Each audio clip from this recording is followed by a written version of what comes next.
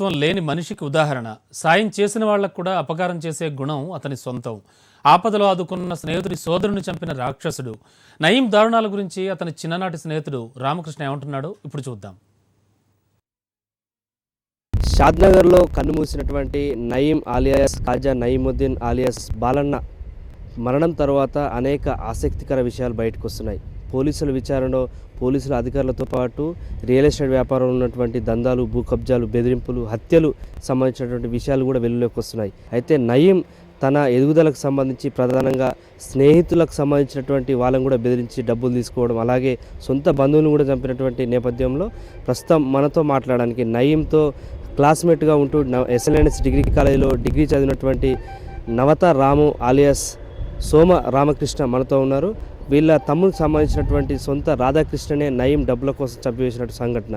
Sir, మీకు నయీం సుపరిచితుడు చాలా, సొంత మీ తమ్ముడిని చంపడం జరిగింది. దీన్ని ఎట్లా చూడొచ్చు? నయీం ఎన్కౌంటర్ తర్వాత మీరు బయటకు వచ్చారు కదా ఇంత ఓపెన్గా, దీన్ని ఎట్లా చూడొచ్చు అండి? నయీం అయితే మా యొక్క క్లాస్మేటేనండి. ఇంటర్లో సీనియర్గా ఉండేవాడు. డిగ్రీలో వచ్చేసరికి మాకు క్లాస్మేట్గా అయినాడు. డిగ్రీలో క్లాస్మేట్ అయినాడు. డిగ్రీ ఫస్ట్ అండ్ సెకండ్ ఇయర్లో చాలా క్లోజ్గా అందరితో ఉండేవాడు.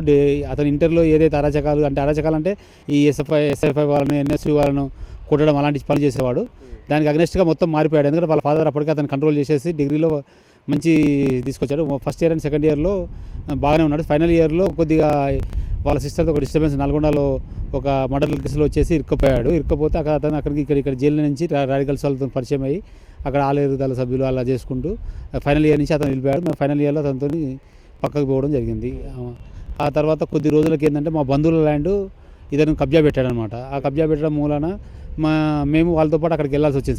సైడ్ దగ్గర వాళ్ళు తీసుకెళ్తే అక్కడికి వెళ్ళాల్సి వచ్చింది. వెళ్తే మేము వెళ్ళినందుకు మీరు ఎందుకు వచ్చారు, మీరు రావద్దు, వెళ్ళిపోద్దని వాళ్ళ మనసులు మేము వచ్చిన సంగతి చెప్పేసరికి చెప్తే మేము అక్కడి నుంచి నేను మా తమ్ముడు అక్కడి నుంచి పక్కకు వెళ్ళి వచ్చేసాము. అక్కడికి వెళ్ళి చేయలేదు. వాళ్ళు ఏంటంటే వాళ్ళకున్న హైలీ ఇన్ఫ్లుయెన్స్తో వాళ్ళు ఏం చేశారంటే వాళ్ళకున్న అప్పుడు గవర్నమెంట్తో ఉన్నటువంటి అనుబంధాన్ని పెట్టుకొని వాళ్ళ రూట్లో వాళ్ళ భూమిని కాపాడుకోవడానికి వాళ్ళు నయీం మీద చర్యలు తీసుకున్న ప్రధానంగా అక్కడి నుంచి కదిలిపోవడం జరిగింది. అదైతే మేమే టోటల్గా అతనికి అగెనెస్ట్గా చేయించామని చెప్పేసి మా ఇద్దరిపై కక్ష పెట్టుకొని ఫస్ట్ నా మీద అటాక్ చేశాడు. నేను త్రుటిలో తప్పించుకొని ఎక్కడ చేసాడు మీ మీద అటాక్? నా మీద అటాక్ మాసుకుంటా అని చెప్పేసి భువనగిరికి జస్ట్ అక్కడ గ్రీన్లాండ్స్ హోటల్ అని ఆ రోజుల్లో ఉండేది, గ్రీన్లాండ్స్ దాబా అని. దానికి ఎదురుగా ఉన్న టెంపుల్ ముంగట చేశారు. నాకు వెనక నుంచి వచ్చి అటాక్ అయ్యారు. అటాక్ అయితే నాకు కూడా తలలో కూడా 35 కుట్లు పడ్డాయి. 35 కుట్లు పడితే భగవంతుని అదృష్టాన అక్కడి నుంచి నేను తప్పించుకొని చేరుకోవడం జరిగింది. దాంట్లో 6 months తర్వాత మళ్ళీ ఏం చేశారంటే ఇదే గ్యాంగ్, ఈ నయీం మనుషులు, ఆ నయీం అనుచరులు ఎల్బీ నగర్లో మా తమ్ముని నివాసం వైపు వెళ్తుంటే అతను వెనక నుంచి వచ్చేసి వీళ్ళు దారుణంగా కిరాతకంగా చెప్పడం జరిగింది. మీ తమ్ముని రాధాకృష్ణ హత్య తర్వాత భువనగిరిపట్నంలో నయీం యొక్క ఆగడాలు కానీ అరాచకాలు అంటే బెదిరింపులు ఎట్లా ఉన్నాయి? ఇంకా బెదిరింపులు అంటే ఆయనకు తిరుగులేదండి.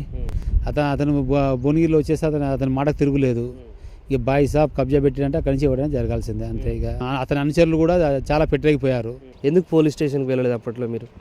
అక్కడ వెళ్ళినా కూడా న్యాయం జరుగుతుందనేది లేదండి ఆ రోజులు. ఎందుకంటే చాలా మర్డర్ కేసులు ఆల్రెడీ అప్పటికే వస్తుంది. అతనికి పోలీసు బాసులతో సంబంధాలు ఉన్నాయి, పోలీసు ఆ విధంగా ఉన్నాయని చెప్పేసి అన్నారు. ప్రత్యేకంగా మా కేసులో కూడా మేము చూసాము. మా తమ్ముని కొడుతున్న ఇన్స్పెక్టర్ని, ఇన్స్పెక్టర్ ఆఫీసర్స్ని వాళ్ళకి పైనుంచి ఫోన్ వచ్చింది. వాళ్ళు అతను కొడుతున్న వాళ్ళని కూడా ఇచ్చిపెట్టేసి పని ఉంది హైదరాబాద్ వెళ్ళాలని చెప్పేసి వెళ్తే మాకు కొద్ది రోజుల తర్వాత తెలిసింది ఏంటంటే వాళ్ళని కూడా ఇట్లా చేయకుండా చేస్తున్నారని చెప్పేసి. నయీం ఎన్కౌంటర్ తర్వాత ఆయన బాధితులు ఒక్కొక్కరుగా బయటకు వచ్చినటువంటి సందర్భంలో పోలీస్ స్టేషన్లకు ఇప్పటికే ఫిర్యాదులు వస్తున్నాయి. దీనికి సంబంధించి అధికారులు కూడా స్పందిస్తూ వారిని అరెస్ట్ చేసినటువంటి సందర్భం ఉంది. భువనగిరి పట్టణం నుంచి కెమెరామెన్ రవితో అశోక్, HM TV, నల్గొండ.